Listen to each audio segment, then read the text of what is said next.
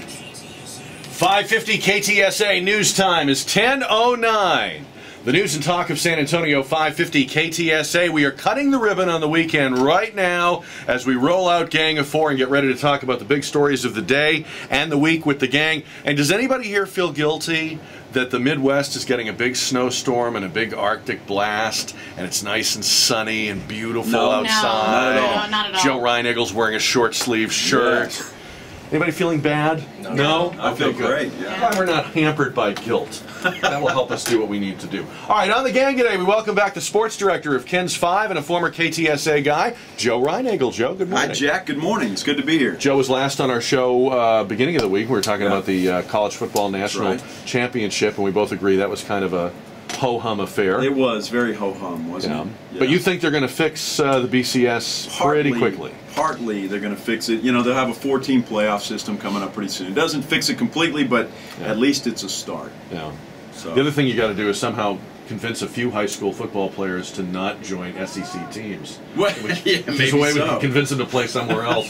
Share the wealth. All right, Joe's here, making his first appearance on Gang of Four, and we're very glad to have him, but he's no stranger to these studios. He was here many times when he was running for city council, when we would have those candidate forums. His District 1 Councilman, Diego Bernal. Diego, welcome back. Thanks for having me. This is fun. This is very brave of you now that you're in office to agree to do this. You know, when you're a candidate, you'll show up for the opening of an envelope, right? But, right. Well, I don't always like talking to the press, but I believe it's part of that whole transparency thing. Thank you. I'm here to help you be transparent. All right. All right. You'll feel a lot more transparent at the end of this than you do right now. Thanks. Diego Bernal is here. We're glad to have him. Nikki Young is here from PrimaDonna Productions. She breezes in here, throws off her coat, and says, "I'm for sale." What is this? Yes, I am for sale. I can be bought. I am going to be on the auction block, you know, day auction. Oh, Nikki, it's not that bad. I know some guys. Don't wait. No, I need it. I need it for charity. It's for charity. Oh, it's for charity. For charity. Oh. But it would help to, you know, kind of make someone too. It's on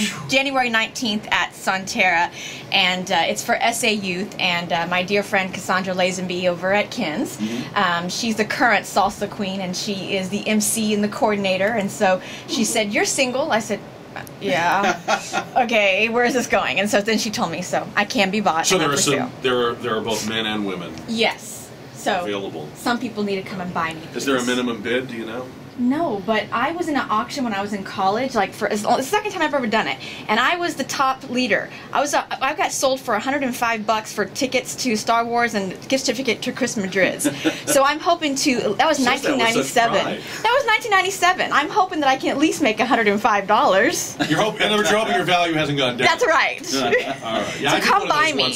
A long time ago, and it was really embarrassing because I was one of those who. Have you ever had to do one, Joe? I never have. That's tough on the ego, I would think. My mom had I went up in the bargain. Yeah. I was marked down because they didn't have a minimum bid.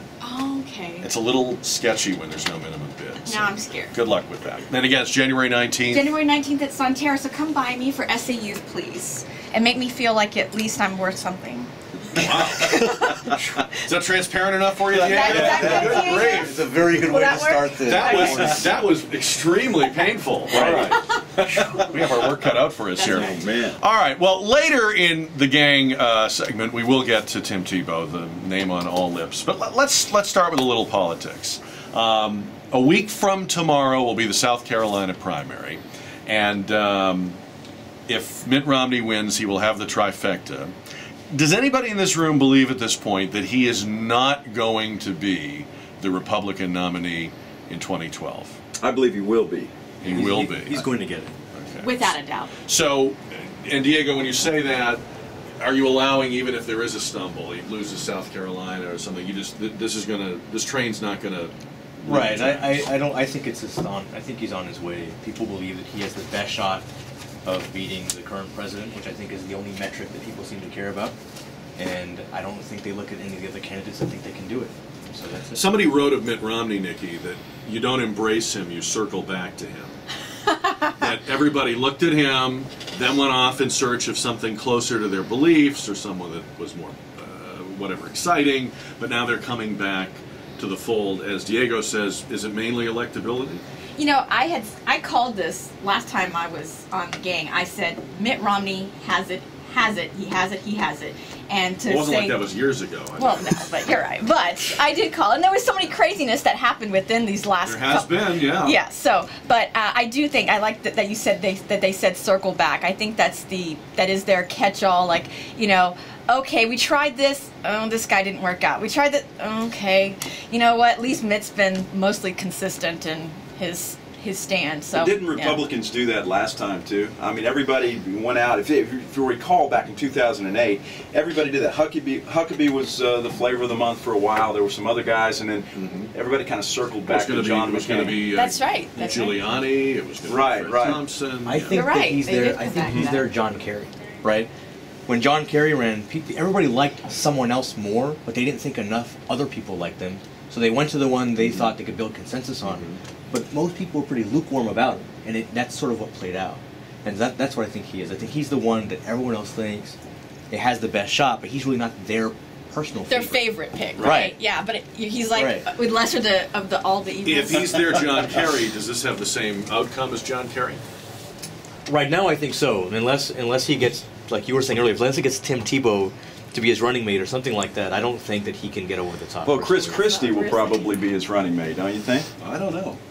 Is that what you? I think so. I think they're setting up for that. I think it's going to be Romney Christie. He needs some charisma. That's for sure. Yeah, and you know, I think in that respect, if we go in, certainly Christie's going to outdo Biden in any debate, so without a doubt. Well, I in think terms of maybe I volume, could at do that. least. Well, yeah, but I mean, you know, it's I think that.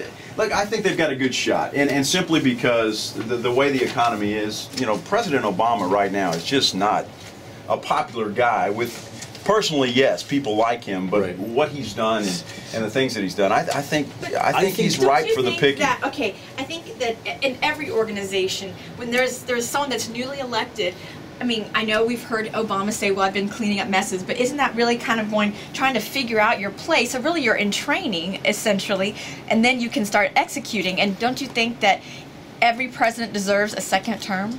No, absolutely I don't not. agree with No, that. I do not know. To at least to try. No, because I think we're in Okay, deep I guess trouble. because I'm speaking from a nonprofit standpoint. And our nonprofit, you know, it's like, okay, we've got all these issues to take care of and trying to get to know all your committees and everything. It's like, okay, we got that taken care of. Maybe there should be some sort of transition process. I don't know. I don't know. I think Jack's looking at me like I'm crazy. you should. And what else is new? There's accountability. I do think, however, that they would have a better shot if the election was 4 months ago. If the country continues to improve in the small ways that it has, people are not going to be as unhappy by the time the election comes as they were about 4 months ago. Oh, wow. Tell me how it's improved, though. I don't see it. I see gas prices going up again. You know, the unemployment figures or the you know, applying for unemployment benefits went up again, and I just don't think we're getting anywhere. We seem to be spinning our wheels. Maybe we're not moving backwards, but I certainly don't see us moving forward. And I don't disagree with that, but I think that, for example, the Christmas season that we had was better than people expected. That's the right. stock market's on the rise. Housing is improving. Jobs are the unemployment rate. I think Well, in is shrinking. San Antonio, all those things are happening, but I don't think in the rest of the country. Naturally, it I is. think it's true. Now, it may not be fast enough. Right. But if you take a snapshot of today nationally, a snapshot of the country 5 or 6 months ago, today is better. If that continues, the more that the economy continues to get better, I think the less likely it is that a Republican will win. Although on the other hand, Diego, I Interesting. just saw a statistic yesterday that showed that Obama actually has a lower job approval rating right now than he did just before the 2010 election. So if you look at what happened to his party and by extension to him in the 2010 election, I think it's possible to look at these factors and not see them so positively. And the unemployment number, I really take issue with that as if that's a sign of health. You know, the unemployment rate is a percentage of people in the workforce who are unemployed. Well, the workforce has shrunk since the president took office. There's more than 1 million fewer people considered in the workforce, and the New York Post did the analysis and found if you worked that number in, the unemployment rate would be around 11% of the size that it was in January of 2009. It's absolutely a fair point, and I'm not saying it's not going to be close. Sure. I just think that I feel like the economy generally is. There are some indicators that are improving, and so I think that makes his shot, Obama, a little healthier than it would have been in the past. I think what you have, though, I think what you have is a confidence factor. I think the majority of this country has no confidence that President Obama can lead us out of what we're into and to better days. And I think it's the country believes that it's time for a change, whether they're... Wasn't that the change that we were supposed to have? Well, before? it was, and we didn't get any of that. Except because that he's still Romney's not the trying guy to bring figure it some home. stuff out. Well, that's the other part of it. We don't have time for him We to need figure a stuff out. presidential training program. Well, it's supposed to be the Senate usually, or something else. But I think you're right. But there needs to be someone on the other side, and I don't think Romney can bring it home. So even if there is dissatisfaction with Obama, I don't think Romney's the guy. What about Stephen Colbert? I'm just... Diego, are there ever elections where people simply say, look, I'll take a chance with this other guy because I'm so unhappy, so dissatisfied, I so associate the incumbent with this misery, that unless the challenger is obviously unqualified, and nobody would say that about Romney, he's got a lot of qualifications, right, he could benefit from just being the other guy. I think that's right. I think there is such a thing as a negative vote, right? I'm not voting for you, I'm voting against this person. What I'm saying is, by the time the election comes, will he make depending the case? where the country is, and if it takes a retrospective view, will that be enough to put Romney over the top? Romney on his own steam, I don't think can do it. It's a great point. Let me we're going to ask talk some more about this after we take the break on Gang of Four. Nikki Young is here. Diego Bernal, our city councilman from District 1. Joe Reinagel. You can get in on it at 210-599-5555. And Karen's in the newsroom.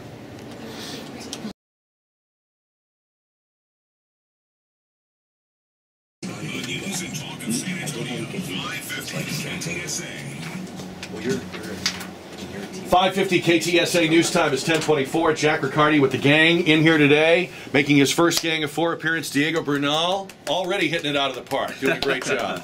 Also, Joe Reinagel from Channel 5, and our good friend Nikki Young from PrimaDonna Productions, and who will be selling herself literally on January 19th. For a good cause. All right. Let me make sure we say it. Is insider trading allowed, or I don't know? Okay, I gotta wait till January 19th. Yes, exactly. All right. While we're talking about presidential candidates, and Mitt Romney has won the contest so far, he's ahead in South Carolina, ahead in Florida. What about Ron Paul? Charles Krauthammer the other day, the conservative columnist, said the real story with Ron Paul is he's not going to be president, and he knows he's not going to be president, but he has mainstreamed or helped mainstream the way people think, or the way he thinks about the size of the federal government, libertarianism, the Fed. And he's saying, look, the lasting effect of the Ron Paul campaign is that all the candidates have to at least address these issues. So has he already won in that respect, Joe Reinagel? I think he has, Jack, because I think you can't ignore him or his following. If you're a candidate, if you're a Mitt Romney or Newt Gingrich or Rick Perry, you can't just go out and say, Ron Paul is out there, and you can't do it, because he's got a following that you're going to have to bring into the fold if you hope to win the presidential the White House. Every time he runs, he's kind of the spoiler that takes more votes away, but he always makes his way a little bit forward, then takes 2 steps back, and he gets discredited so much. But his following, you were right, his following is a loyal following. But yeah, I think that in the goals that he set out for, I think he's achieved. Will he ever be president? I know there's some people out there, but I don't think he'll. Diego, I thought his name was Paul Butt, because I always hear people say, I love Ron Paul, but... Right. And then they have this, well, I can't get with him on Iran, or I can't get with him on this. But I think that's part of his appeal. His appeal to me, to people, is this. He's consistent, and he's predictable.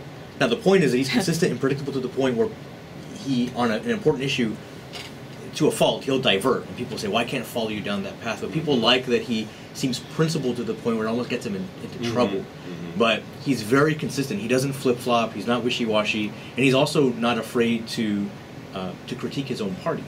And I think that people enjoy that. And I think people are afraid when someone comes in and wants to completely wipe out everything and change the way we do things completely. People are afraid of that. And I think that gets him in a little bit of trouble with the mainstream, so right, but the fearlessness is attractive. Absolutely. Right? Absolutely. I'm not afraid of you at all. Right. I think people But beyond him, has he left a mark?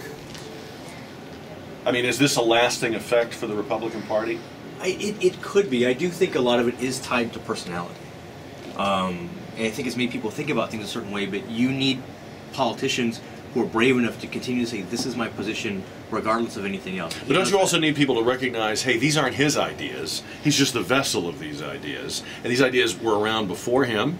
They'll be around after him. And I worry that too many people have made this about him.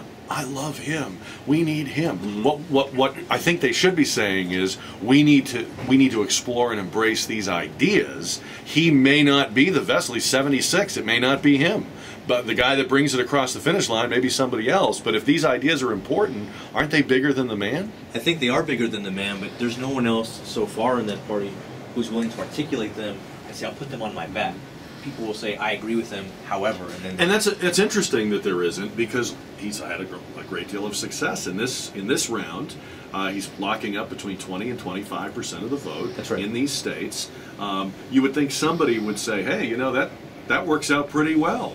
It's a pretty good model to follow, instead of being just another, you know, clone of these other guys. Part of it, to his credit, part of it is that you have to have a mastery of the issues and be wildly intelligent to articulate them as consistently as he had. Mm-hmm. That I think is. Ron Paul's a master? Well, I'm saying I don't think the rest of the candidates of the group are able to do that. One or two maybe. Newt Gingrich is really intelligent. Okay, I get you. But he's been doing it so many times. It's a very intellectual thing that he's doing, which I don't think is how we would categorize the slate of Republican candidates at this point.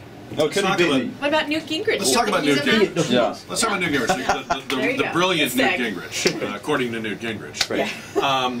If he's so brilliant, how has he managed this week to pull off what I think is one of the most awkward, ill-conceived, ill-fated campaign gambits I've ever seen? I mean, he's like somebody said he's like a battering ram that's going to wind up in splinters. Jack, I by the end of next week. loved Newt Gingrich and what he was doing in the debates, but he came out this week, or really after he was attacked by Romney and Paul in Iowa, and just to me came across as the biggest crybaby on the face of the earth. He's puffy. Well, it was ridiculous. And look, you're in politics. You've been in politics all your life. You know this, Diego. I mean, you're going to get hammered by your opponent. Well, I'm 7 months in. Okay, all right. Well, that's 7 months longer than me. So Yeah, right. I mean, you're going to get hammered. I mean, I've followed politics long enough to know this. You've got to have a spine. You got to have thick skin. And here, I thought Newt Gingrich had that, He's so puffy. but he came out just as an angry old man. Caesar said he's puffy. And I just, it really turned me on. You're talking about the attacks on Romney for Bain Capital and all No. that. Well,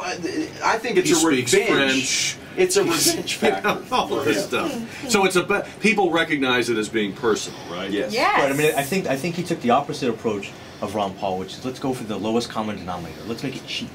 Yeah. And I don't think it worked. That's not. And is that encouraging in a way? I find that encouraging. I'm glad that he took the low road, and the low road's not working. I like that very much. You know, we need because oftentimes we see people take the low road, and then lo and behold, that turns out to be the way you win the election. In the same party, right? When you're in the same party, you would expect there to be a minimum level of respect that you allot to one another, and I think he violated that. I don't know, not recently. I mean, I'm thinking that people forget how vicious the Clinton-Obama primary race was in 2008. That race, at the time, I remember thinking, could it get any lower? Well, and now it has. But I mean, that was pretty rough. But do you think that compares to this? I mean, I think. I think that surprised a lot of people, but I don't know if it's this. Because Diego, people forget that a lot of the standard lines that conservative Republicans use against Obama now were first, Jeremiah Wright. He's not really one of us. He doesn't get America. He seems foreign. Those all started with Hillary and Bill Clinton.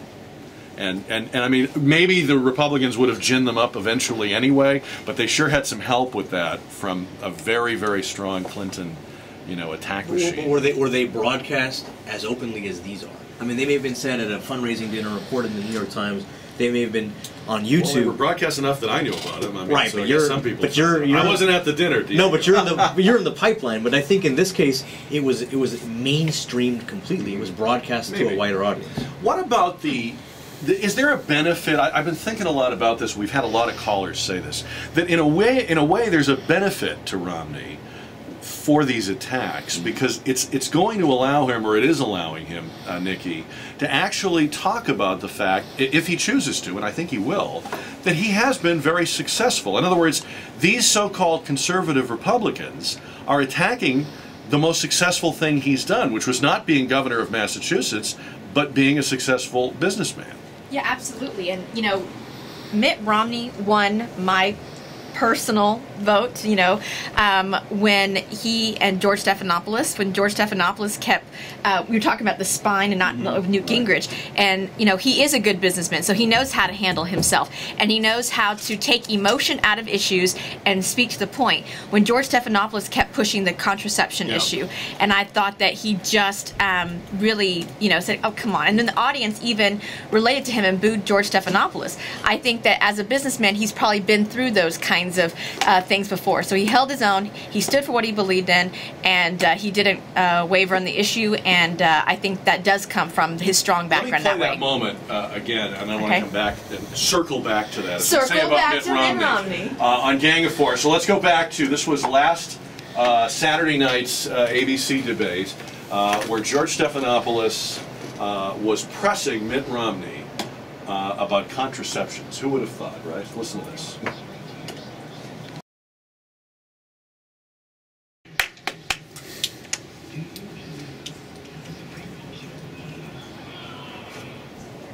I got to tell you, I also thought that was a pretty good moment. It might not have been as dramatic as Reagan's "I paid for this microphone" moment, but then again, that might be as dramatic as this campaign gets. George Stephanopoulos has now told Stephen Colbert on Comedy Central that he asked that question as a result of a bet that he had with Diane Sawyer, his co-host of the debate. He bet her, he says, that he could get Romney to speak the words right to contraception, and he won the bet. Now that's sad right there, isn't it? So I didn't know that's how these guys amuse themselves when they were moderating a debate. This is how they handle That's how they make the time go by. Why is that sad, Joe? Well, are you kidding me? So you're going to go into it, and instead of focusing on issues that matter to most folks, you're going to go in and press somebody just to win a bet. I mean, that's the problem with the media these days. It's all these got you questions. Everybody wants to be the person that says, you know what, I got Mitt Romney, I got Newt Gingrich, instead of just asking the questions that most of America wants to know about. You know, it's a good point, because, Diego, when I watch these debates, they always have they throw in a couple of Facebook questions, never more than 2 or 3, because we can't let these stupid people watching actually have a question. The questions people ask are a million miles apart from the questions the journalists are asking. That's right. It's a huge separation. People are way more thoughtful than I think the media give them credit for. On the issue we were just talking about, I saw it a different way. I thought that what Stephanopoulos was doing was it was a gotcha moment. But he was thinking, first of all, it's an incredibly nerdy legal question, and it's a law school exam prompt that there's no right answer to necessarily. But beyond that, I think he was trying to see how far right he could get Romney to go, to sort of, and that was the gotcha moment he was looking for. How extreme can I make you look? And I agree that Romney sidestepped it by using common sense. I think he did a great job. And like I said, of those, he got my vote. I'm not saying he's going to get my overall vote, but of the I think that he came out shining. If you were a guy with daughters and you were watching that, you felt his pain at that moment. You said, okay, this is so ridiculous and uncomfortable, and I think in general these debates maybe speak to what you were referencing earlier, Diego. The Republican Party this year has agreed to an unprecedented number of and frequency of debates. It's like a TV series, right? You know, they're on every week. They're on all the time, and they're not in reruns. I don't think they've served themselves very well in doing this, and I don't suspect, let's say that if in 4 years there's a Republican president and there's a flock of Democratic candidates, I'm not expecting that they're going to go down this road. I think that that's true only because Romney's at the top right now. I think that the debates did help other candidates sort of rise to the top, and then the debates were also the reasons why they didn't get all the way through. You know, Rick Perry being. It was kind of a false. They got like false bumps though, because once the debate faded from people's memories, we remembered all the stuff we didn't like about them. Well, that's right, but I guess I feel like the debates gave people a chance to vet in a very real way who they liked, and it allowed them to make a decision on more than just a first impression. But does it also contribute to what you were saying earlier, which is, gee, these Republicans are really being, they're putting all this ugly stuff out in the open. They're not observing that 11th commandment of, you know, don't speak evil of your fellow party members. I think that's part of it. I personally feel like it says, the reason why maybe you feel this way or people feel this way is because I just don't believe the slate is that strong. And that's why it seems sort of mundane. So if it's not a strong slate, then the debates are helpful because it sort of gives them more. It makes people pay more attention. I think people are more comfortable being resigned to Mitt Romney at this point. I think we're in a society where we're all about reality shows and drama, real life housewives of this and tough love, and so I think they probably got a reality show producer to produce some drama in there, and you know, kind of wag the doggish, and makes it more interesting for the general public, and gives them reason to feel intelligent to be involved in the political world by watching it in this capacity. But if this process has ended up with the candidate we're resigned to, let's say, then that's really not the way. If I'm the chairman of the Democratic Party, that's probably not what I want to have happen in 4 years. Depending on your slate of candidates. But on the flip side, I do believe that the question you asked about Ron Paul, in many ways his following is a direct result of him being on these debates over and over again. All right, let me go around the room real quick, and if you've all agreed that Romney is going to get this, whether he deserves it or should or is the strongest candidate, you may not believe that. Who would have had the best chance if this person had been able to break through the Romney ceiling, break out of these debates, perform better in these debates? Who would have been the more exciting, passion-inspiring Republican nominee? Nikki, who would you say? Rick Perry. Rick Perry. Diego? Wow. Diego just gave Nikki he said if, and I think if Rick Perry had really had his ducks in a row. You gotta remember that third agency. If, that's what he said, if it could have worked out where it should, you know, who would be the most. Now Obama's closing that agency. So it's good that Perry forgot. I went with the probable if. All right, Rick Perry, she says. Diego, what do you say? He has no ducks. I know you don't like any of them, but who would have been the most inspiring for the Republican base? If. I think that, I kind of think Huckabee made a mistake by not being in this mix. I agree with that. It would have been his year. I think this year he would have done better than he ever expected before he decided to run. And I was a big Huckabee fan in 2008. I thought he was the guy that I wanted back then. I think he would have done a good job. But you know, and I'm going to say this: I think Herman Cain, and I know he had his issues and he was really attacked, but Herman Cain was the guy I think people could have gotten. Only Herman Do you Cain think had been he was gay. inspirational? If Herman Cain had been gay, he'd be on his way right now. Yeah, absolutely. You think he was inspirational? I think it was very inspirational, and you talk about a businessman that knew how to fix business. Now, he was going to have his issues with foreign policy, and he had a bunch of stumbles there, but just pure business, I think he could have turned this economy around very quickly. Right, we're going to come back with the gang. A lot more to talk about. Your votes in the JR poll at 599-5555. Karen in the newsroom on 550 KTSA. On the news and talk of San Antonio, 550 KTSA. Gang of four today is Diego Bernal from City Council, Nikki Young from PrimaDonna Productions, and Joe Reinagel from Ken's 5. And we were talking, Joe, about Tim Tebow last hour. Yep. There was a survey done. It was a national telephone survey, about 1,100 people. And people were evenly divided on the question, is God helping Tim Tebow win these games? So you're my authority here. on God or on Tim God Tebow? and Tim Tebow. Is that what's going on here? No. You know, I think people are making way too much out of what Tim Tebow is doing. Tim Tebow is simply thanking God for his success. That's all he's doing, and he's doing it on a public stage. He is just praising God for the success that he has. I had a lady call and say she was a little bit offended because she says, it seems to me that I've seen a lot of players over the years kneel in the end zone, or kneel in the side. Why him? Why are we making such a big deal about him? Didn't you see angels in the outfield?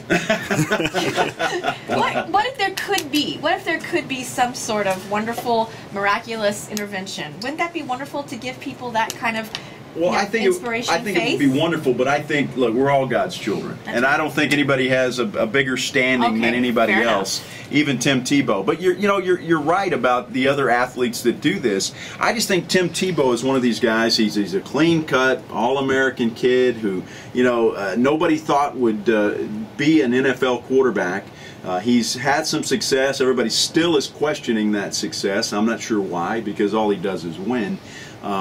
So I just but is God helping him more than the defense he's playing against? I don't think so.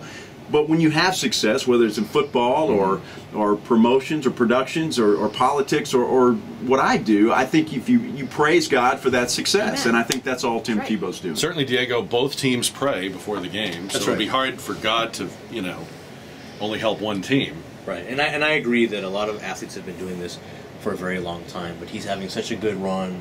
The games themselves are inspirational. It all ties together really well. But I agree. I don't think that God is favoring the Raiders over the... All right, will he pull it out tomorrow night? No. I liked how you were comparing Denver Broncos. I liked when the caller was talking about, oh God, the movie. I have thought the same thing. I'm not saying that he's picking one over the other, but maybe he's just trying to use Tim Tebow as a vessel for inspiration for the world. Why couldn't he use Tom Brady as a vessel? Well, because Tom Brady's married to Giselle, and he's kind of got it all. He already got a taken gift. care of. I mean, that was his gift. God seems to love him a lot too. That was his gift. That you have to kind of pick and choose. So Oh, so because Tim Tebow doesn't have a supermodel, he gets a Super Bowl. That's right. Now you know where I'm thinking, John Riccardi. You know what's happening? That my mom's lighting a candle right now. Yeah, right. Single bachelor son. So is my Go to the date mother-in-law. auction. Right. Yeah, you're either getting a supermodel or you're going to win the Super Bowl. Look, is it possible that people will be confused by all of this if it ends? Let's say it ends with just a wipeout tomorrow night, which could very well happen. That's what happened the last time Patriots and the Broncos played. It was a blowout. Then what do people make of this, Joe? Well, they're going. They understand it when he's winning. Well, yeah, but people are going because they don't understand, Jack. And that's the sad part about this is people want to make fun of Tim Tebow because they don't understand where he gets his strength from. And I think that's the problem. And I love that this is on a national stage. I love that we're talking about it. That nationally people are talking about faith. And I just find it very refreshing. But it's because people don't understand. Tim Tebow is going to thank God tomorrow night, win, lose, or draw. Right. And so that's the important thing. And I think that's where we need to look at this. And his consistency in faith. Absolutely, he's faithful. His faith drives his life. That's what's important to him, and I think that's what we should focus on, not whether God is helping him win anything. Right. He's going to praise God no matter what happens tomorrow night. Speaking of following the signs and reading the signs in life, this is an awkward transition. TxDOT is installing these fancy illuminated wrong-way signs on off-ramps on Highway 281. In an effort, which I think we all agree is an erstwhile and worthy one, to try to prevent all of these wrong-way accidents, people winding their way onto 281 going the wrong way. Is this going to work, Nikki? In Dallas, they had done something on the toll roads where they put some sort of radar detector thing, They're doing that too. Sensor underneath, and which would prevent the toll, but it was on the toll, so there's people that can put signs up quickly. I think since we don't have toll, we're not in that position to do that, but I think this is a step in the right direction because there is just too many accidents. One too many. I mean, there was just already one is too many. But the fact that we've had that many, that I forgot the number that that the media released. But I think this is a step in the right direction. I hope that people will pay attention and not be all complaining about it. In fact, there was a wrong-way fatality accident on 35 last night. Diego, is this a good idea? Yes. I think it's certainly a worthy effort. Yes. I don't pretend to know that it's the best way to go about it. But if that's what they think will work, then it's worth it. I mean, if you can imagine, a wrong-way accident on a freeway is going to be fatal 90% of the time, if not 100% of the time. So if we're dealing not with crashes but lives, I think it's absolutely worth a try. Yes. Why can't you just put up spikes or something? And I mean, if you that's go, kind of what they did in Dallas. If you go the wrong way, I mean, your car's disabled immediately. If I understand this correctly, it's just going to flash off the police and alert them. But this guy's still driving the wrong way. But disabling a vehicle going at 70 miles per hour on a freeway is equally dangerous. Yeah, but I'm talking about the ramp. I mean, you're not right there on the ramp before you get going. You don't want a stalled vehicle on a freeway anywhere, especially in a ramp. I'd rather have a stalled vehicle than a 3-car I will say head-on we became collision. quite expert on the spikes. I think we spent over an hour on spikes yesterday. So Oh, okay. I will All tell right. you. I will tell you. Any that attempt is a good attempt. Sure, that was the big I thing. agree. People yes. said spikes, and the answer from TxDOT, I'm just passing it along. I'm the middleman. Don't shoot me. Is that they don't work at that speed. That the car would just sail over them. Those are for low speed, like rolling Because in of and out the of a physics parking involved? lot. Apparently, they just wouldn't be effective. Maybe for the reason Diego said that Maybe so. you would keep going. But Yeah, sure. I don't know. I mean, at some point, it's already pretty hard to be doing this. I mean, you've got to be pretty disoriented or confused to be doing this. And I'm just wondering if there really is anything, a sign, a sound. I mean, but probably the best we can hope for is just that there'll be more awareness about all of this. I think it's a great start in the right direction to make people be aware and pay attention But you'll in never the eliminate car. it. Huh? I don't think you'll ever eliminate it. But if we could make a dent, that'd be good. Yeah, I agree. Yes. I agree. And I guess the other thing that they were talking about was this radar system that would alert the police. One of our callers had a great idea, which is why not use the TransGuide signs to alert drivers on that highway. That's a great idea. It's just entered the Very highway good. on the wrong Good idea. road. Very, Wow. very good. That's it. That's Very good suggestion. That's a good It's a idea. good idea. I hope they're Imagine, listening. a good idea came from talk radio. I love That never happens. All right, there's a lot more Gang of Four coming up, and it's 10:54. The news and talk of San Antonio, 550 KTSA.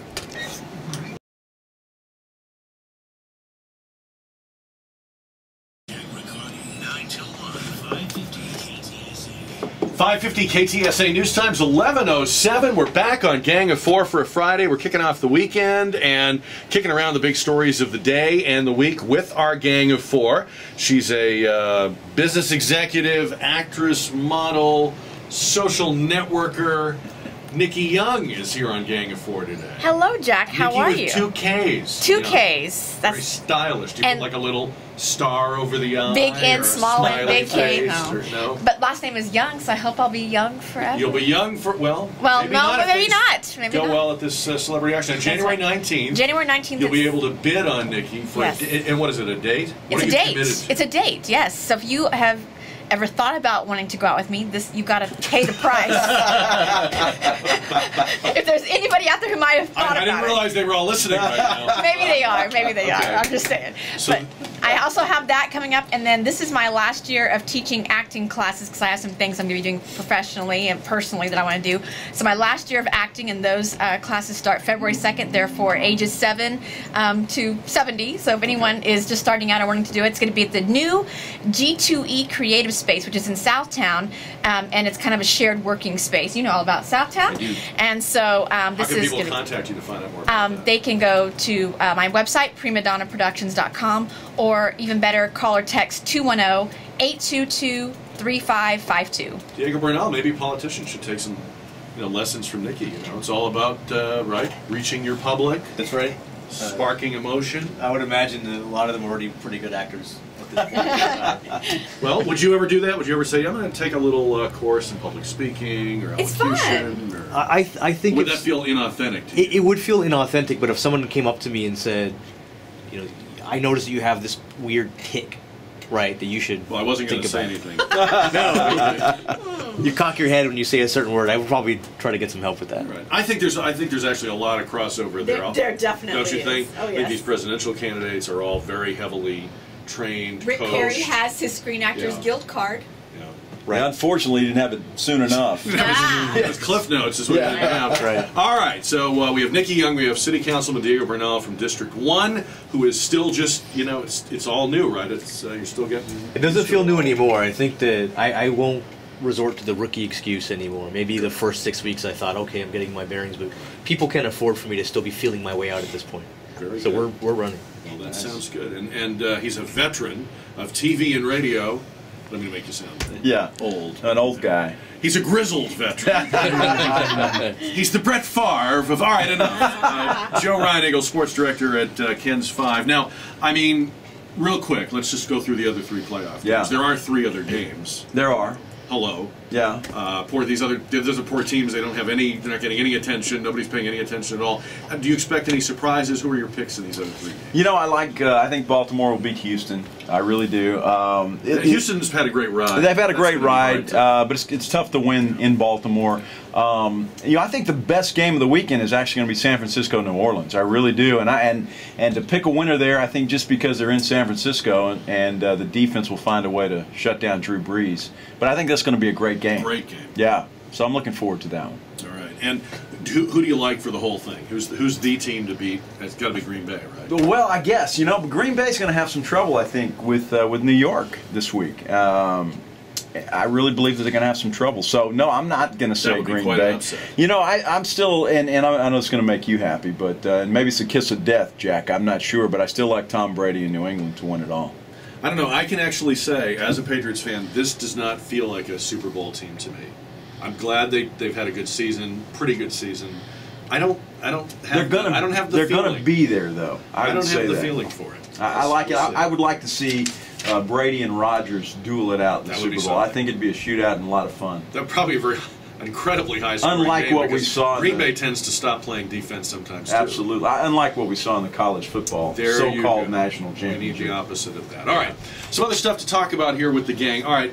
Very angry words from the White House, from the State Department, from the Defense Department about this video of Marines in Afghanistan relieving themselves on the corpses. Now, I got to say, for my part, I'm a little leery of judging this whole thing right now, just because there have been so many episodes from these wars that seemed shocking at first, and then later we found out that the video wasn't authentic, or there was something we didn't know going in. But let's just discuss it for a minute as if it is what it appears to be. How bad is it? It's a war crime. I mean, that's a crime. I mean, it could be taken as, frat boy kind of mentality, but soldiers are supposed to have more discipline and more respect than others, and they have just done nothing but challenge that and made themselves look absolutely disrespectful to a lot of entities, and it is a crime. I mean, it's a crime. Yeah, I want to take a different approach to that. I understand what you're saying, but I've never been to war, so I don't know what the mindset of a person who's been fighting for his life day after day after day and what their mindset is. So it's very difficult for me to judge and to say that that was wrong of them to do. Obviously, it looks wrong on the surface. Right. It's something that certainly we wouldn't do here in the United States, but when you are in battle day after day after day, going through what those young men have to go through day after day after day, I don't know what their mindset is, and so it's very difficult for me to judge and to say, that I don't know. I just think their mindset is not what we would think. They're not thinking. Why would you broadcast that? Well, I'm not sure. I mean, it's one thing to keep that and go, okay, we all complain about our bosses in some regard, or people, I hate my boss, whatever. I hate so-and-so, I hate this client, I hate whatever. You can have that and you can complain about all of that within a confined or confidential group, but to be able to do that and then be proud of it and broadcast it. I understand, but you haven't had somebody shooting at you either, and that's you're right. You're absolutely right. I'm not excusing what they did. Please don't get me wrong, but I just don't think we can understand the mindset of those young men, and I think until you do, it's at least for me, it's difficult to judge. Obviously, it looks wrong. It's not something I would have done, but I don't know what their mindset was. Well, it seems like if they felt that, if they're going through that, which we understand all the things that they're going through, well, we don't know everything that they're going through, we understand a lot of what they're going through, then, and you are at that point when you're that angry, then there's some other resources that need to be dealt with, other avenues to go to than to go that Those direction. Dead soldiers were trying to kill them just a few minutes before. So I just don't understand the mindset, and so it's hard for me to judge those soldiers. What do you think, Diego? I actually sort of feel the way that he does. I mean, we can start off by saying relieving yourself on corpses on any circumstances is wrong. We don't agree with that. You're a representative of the U.S. government. Violation of training. Right, violation of training. It probably violates the rules of engagements and so forth. However, I do think that context is very important in determining what to do with these guys. If it is in fact 30 seconds after a firefight, and one of their buddies was killed, and one of the people that they're relieving themselves on was the gunman. I think that all those things should be taken into account when deciding what to do. I don't think that you just say, here's the situation, and we have a stock response. That's clearly wrong. I don't agree with it. But I do think that the facts are important in moving forward. It always puzzles me It just in this pushes day the and envelope. age that people make a video of something as if they don't know. You know You have to that the understand the video consequences. will come out. That's right. But having done it, I have to say, just the act of doing it, let's pretend nobody has a phone and nobody videos it. I don't get this we have to respect them thing. These people fly in from all over the world to martyr themselves and kill our troops. They haven't done anything to earn the respect of our troops. Now, maybe our troops should respect themselves and their training and their That's what I'm uniform talking more. about. That would be one thing. I might have a talk with these young That's men exactly if I right. was their Right. officer. But this public cry for respect this enemy. Marines are getting killed and are getting maimed.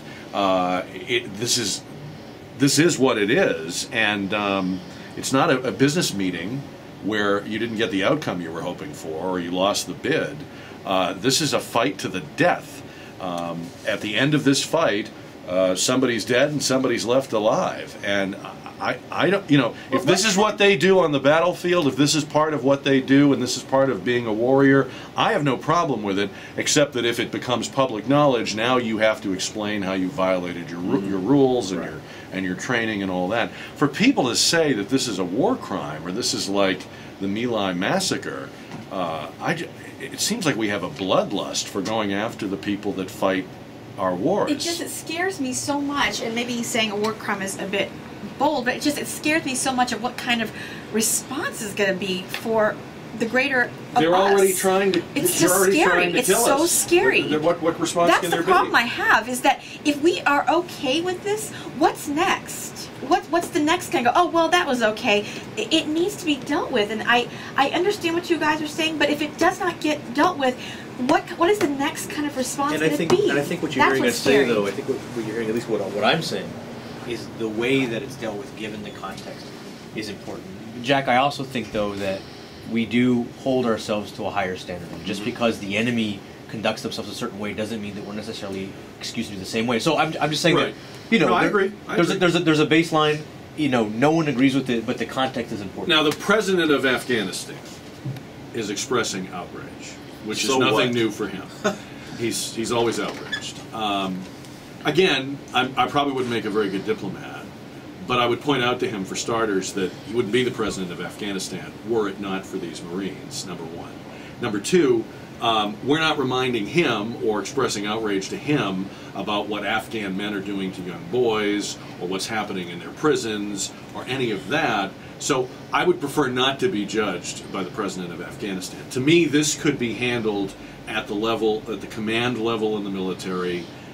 It could be handled with, disciplinary action. I don't think any careers have to be over, unless there's something more to this that we're not seeing or we don't know. But unfortunately, it probably will come to that because, no offense, Diego, but our politicians now are so politically correct. Not you, present company, not included. They're so politically correct now that the politicians are going to feel like we have to do something because we don't want to offend anybody else, without taking into context what may have just happened before that video was shot. Whether it was a big battle, who was killed, who wasn't, and I just think I agree with you it's got to be taken in context before you just dole out some blanket punishment. I don't know what they I'm call- not saying have a knee-jerk reaction. What I'm saying is look at all the facts, but it has to be dealt with. We can't go, we can understand what they're, it's obviously going to be dealt with. I mean, the Secretary of State is scolding, these soldiers publicly. It's going to be dealt with. But I would prefer to straighten out warriors who may have made a mistake than to send the message that they must somehow have this deep and abiding respect for people that are trying to kill them. That is not how war works. Right. I can understand that. And given what they've been through, the multiple deployments, the thanklessness of all of this, the political mismanagement of these wars have just gone on much too long. Yes. If this is the worst thing they've done or do, we should be counting our blessings. And this is something that can be corrected. You know, this isn't a village was burned to the ground or innocent people were. I mean, this is correctable behavior, right? No, absolutely, and you're right. I just think that, again, you've got to take into consideration the mindset of these soldiers when this happened, and I think it's very important. I've never been to war. I'm not sure that anybody in this room has, but I cannot imagine the mental anguish that those soldiers have been through, and what caused them to make the decision that they made. All right, we're back with more Gang of Four on a Friday morning. It's 11:21 on 550 KTSA.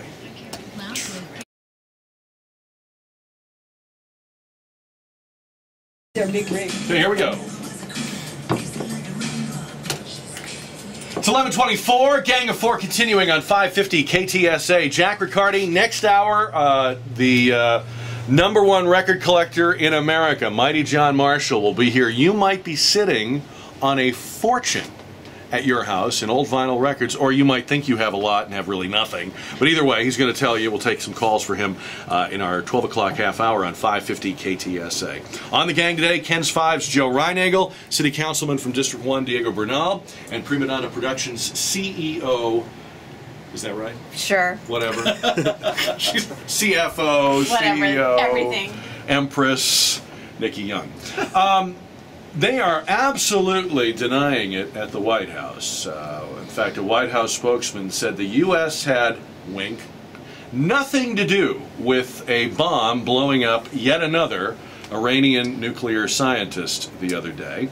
I don't know. I kind of think we're over there. I think we're doing something. Maybe the Israelis are doing it too. Maybe they're taking the lead. Maybe we're helping them. I think we are frustrating and foiling the Iranian nuclear program. Does anybody have any doubt about that? I think we are. Yeah, I didn't even hear that news program. That news. Either story. that or the Iranian nuclear scientists are just very careless with Yeah. explosives. I don't know which. But look, is it wrong to wage this kind of warfare? Is this terrorism to blow up Iranian nuclear scientists or strike surreptitiously at Iranian nuclear sites? Listen to the silence. Wow. You know, That's kind of. it's a good way. I don't think, there's stuff going on all over the world that we have no clue about, obviously. And I think, if it's my opinion that we have to stop Iran at any cost. And so, but I think Israel is the country that's really behind this, because they have the most to lose over there. And so I think they feel like they have to do something, and even if it's drastic measures, they've got to do something, and hopefully we're supporting them in that. Diego, what do you think? I don't know. I mean, we have to deny it publicly. We have to say we're not doing it. I'll stay on the record. I have no intelligence on this personally. I don't know whether we're doing it or not. I understand that is something that the country wants to accomplish, and they may find alternative routes of making sure it happens, whether it's through funding or the donation of arms, but I don't pretend to know that or say that the U.S. government is doing it directly. If we were doing it, if we have infiltrated operatives, Nikki, and we are here and there taking out people that would otherwise be advancing their nuclear program, which in turn might be advancing a second Holocaust, is there a moral imperative to do that? Are we right to do that? See, now I'm going to get into some difficult territory here, because here I am talking about the soldiers peeing, and now I'm going to be talking about taking them out. Well, isn't their special operative job might be to take out these people? Their job wasn't to pee on the people. So I mean, now I don't want to sound like a hypocrite, but I have to say that I'm sure this is happening all over the place. Is it right? Well, what would be the result if they didn't do their job? I don't know. I guess I don't know why this is such a struggle. Of course, it's the right thing to do. But okay, but if then you I'm could gonna go sound like back a in history, hypocrite, and if you could go back in history, if you get in a time machine and go back to the 1930s and prevent the Holocaust, and if that meant eliminating the people who designed it I would be all or about built that. the camp, I mean, that's what I'm saying. come on, what's the problem for here, it. gang? I'm totally for it. I'm totally for it. But now I'm going to sound like, you know.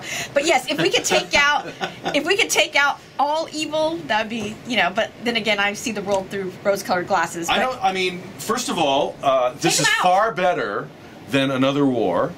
It is more effective than another war. We've learned that fighting large-scale wars sometimes doesn't accomplish the objectives we set out to accomplish. So we wind up occupying territory and governing people who hate us. I'm in the hot seat here. I'm just thinking, yes, you are. Oh my gosh. I'm just thinking, I mean, I'm with Diego. I don't know that this is being done, but it sure seems Don't you likely think it has that to be- we it has to either be we or the done. Israelis are doing this. But I think it's just, and we should be. There's Yeah, all these I think it's special it. operative groups that are doing something. just because, and I'm Missions. my bias against the current administration, but I don't think, I'm not sure that they're doing it. I think this is Israel doing this because they feel like they're out there by themselves and they've got to do something. I mean, they see the serious threat, and I think, I obviously don't know that they're doing it, but I would think that they're the ones behind this. Well, I hope as a society we have learned through the course of history, as Jack would say, if we could rewind time, of, man, we wish we could have, and Sure. now they're trying to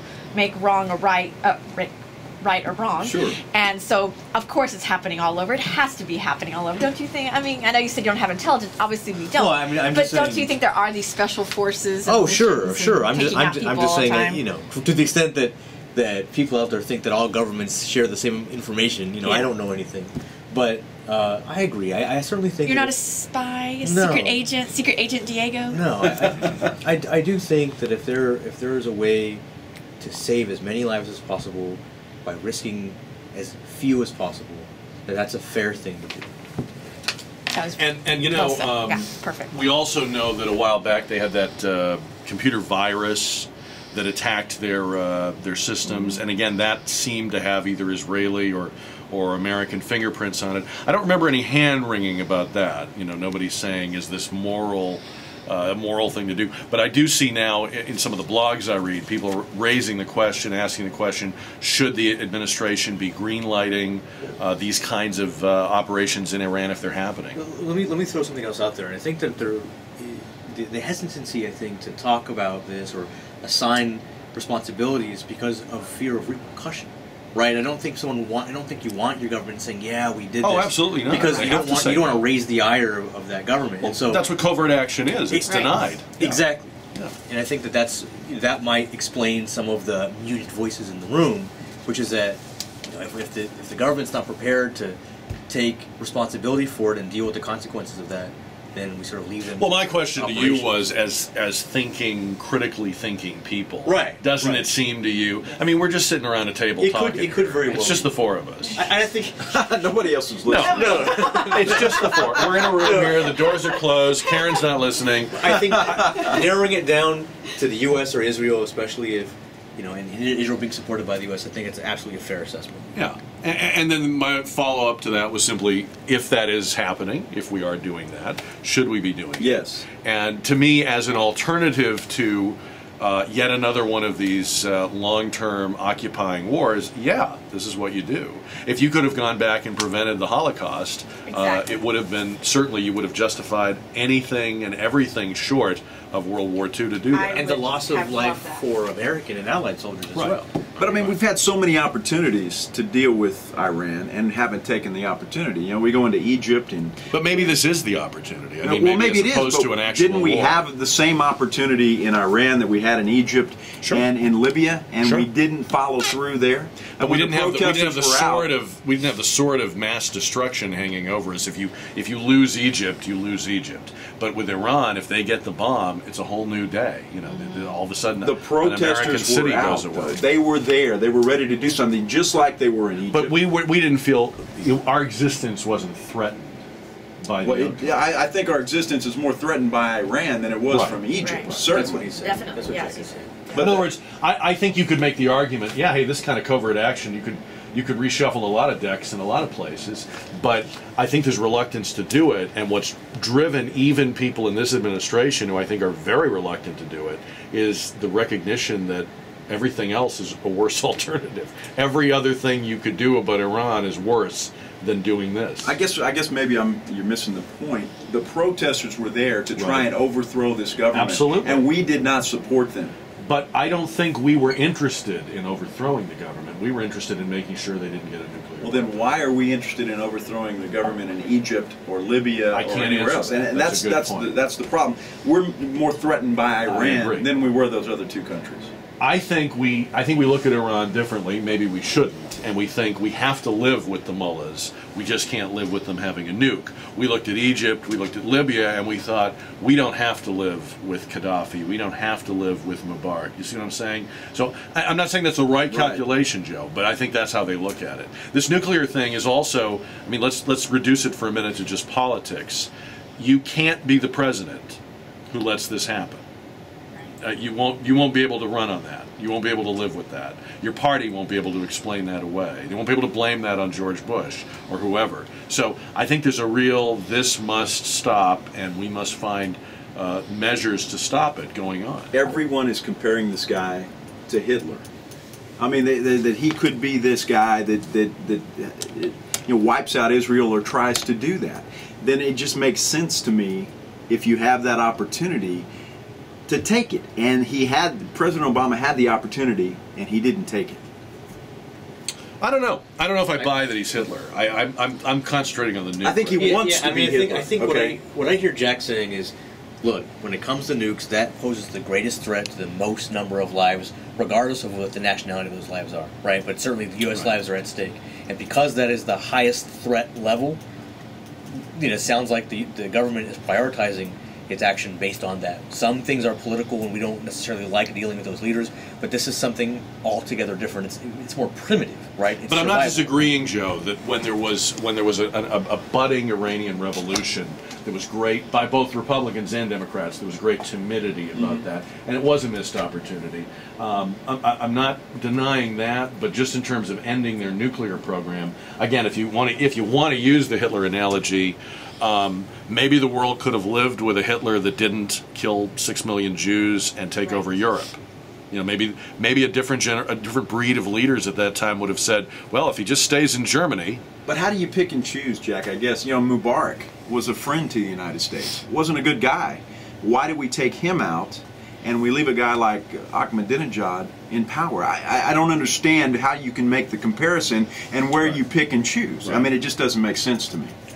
Look, I wouldn't have left him in power, but I can't explain the actions of the people who did. Sure. If it was up to me, the Iranian Revolution of 2009 was an opportunity that seldom comes along. That's exactly right. And we keep hearing, I don't know if it's true, maybe it's just an urban myth, that young Iranians are because they're very connected via the internet, are very Western-oriented, not necessarily pro-Western, but they know what's going on. They know they're being lied to. They're not like the North Koreans who have no idea what's happening outside their own country. And they are a country ripe for change and ripe for regime change. So I wish we had taken it. I agree. All right. This was kind of a weird story this week in the news. I don't know what you're going to think of this. At an elementary school in Georgia, they were doing what they call cross-curriculum, where they will try to tie together a common theme across more than one subject. So in history, these children were learning about slavery, okay? They were learning about Frederick Douglass, the abolitionist movement, etc., etc. So over in the math class, the math teachers start writing word problems like these. Each tree has 56 oranges. If 8 slaves pick them equally, how much would each slave pick? Another question.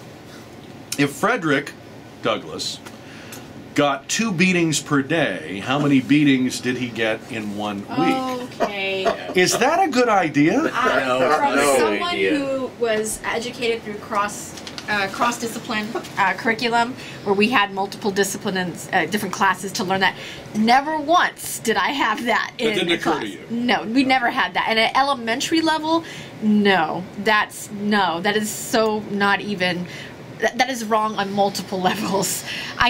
There was probably someone go, hey, we had this idea, but that's not trying good. too hard to Yeah. fit those square No. peg I wouldn't into the even, round. I wouldn't even Exactly. give them that much credit. Not even that. No. I think that someone is just an awful, sour person and use their From the position South? as a school teacher to excuse some bad behavior.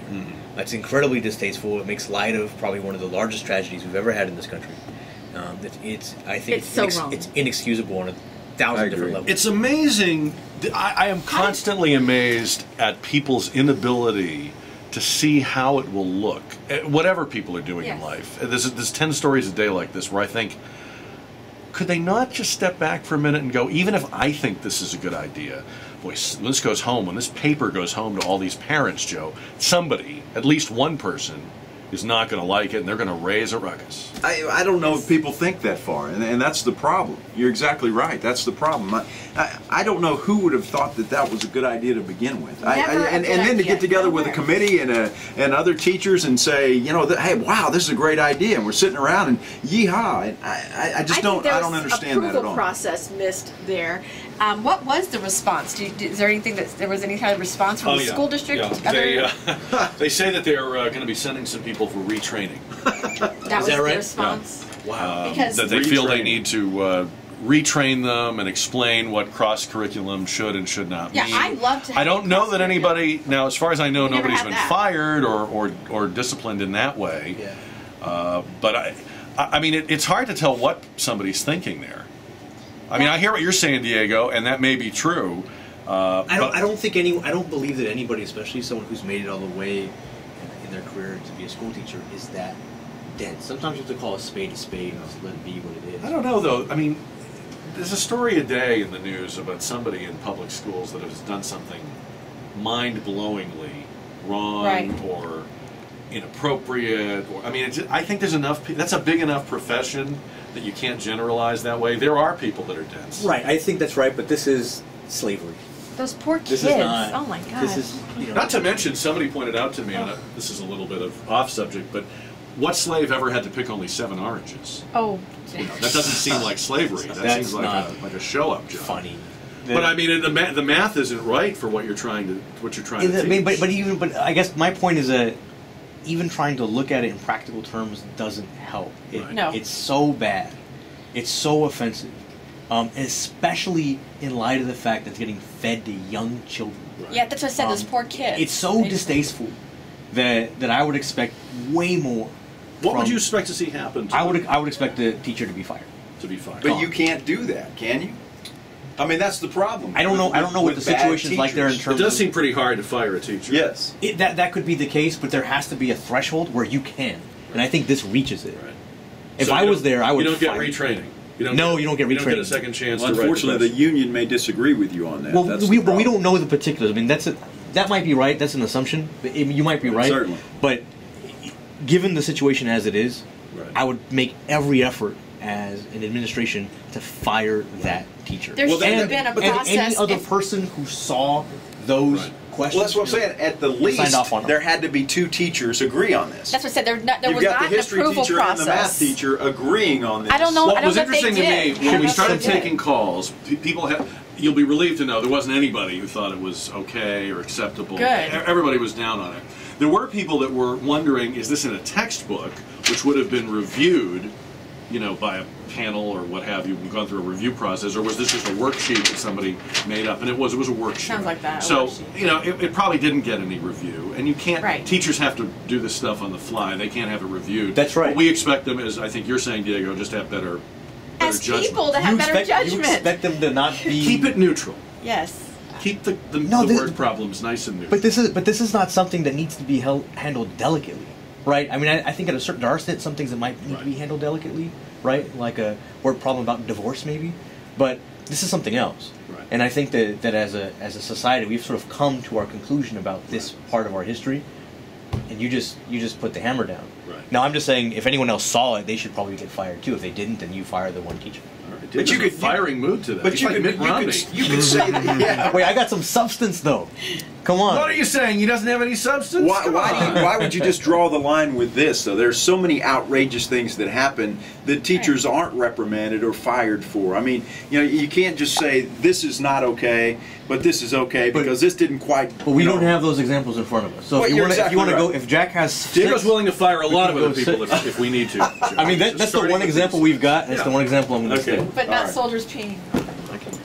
You had to come back to that. I'm sorry. I'm very passionate. I was trying to get about you that. off the I'm hot sorry. seat, and you Okay, went I'm back and done. sat down on it. All right, I'm out. All right. Look, I'm trying to keep your value intact, Nikki, at least for the next few days. Thank you, Jack. When we get through this auction, all right? Thanks, Jack. All right. Nikki Young, PrimaDonna Productions, friend her on Facebook, and you can find out about all the I'm things actually she's maxed doing. out on my friends on Facebook. Wow. That's a good But problem you to have. can fan Can we- me. You can can go to we my fan you? Yes, I have a Okay. fan page, Nikki Young. So. What happens after? What's the next step if you're? Can you be overfanned or can? Is No, there you can have multiple fans. So I'm trying to get to 1,000, and so I have about 100 something more. So Never had that problem. fan me. Diego Bernal, City Council, District 1, great job today on Gang of Four. I hope you Yes. come back and do it Anytime. again. Thank you very much. And Joe, always a great job. You're a pro. We appreciate it. We'll watch for you on Channel 5. Thanks, Jack. And we'll podcast and video podcast Gang of Four at KTSA.com. It's 11:43 on 550 KTSA.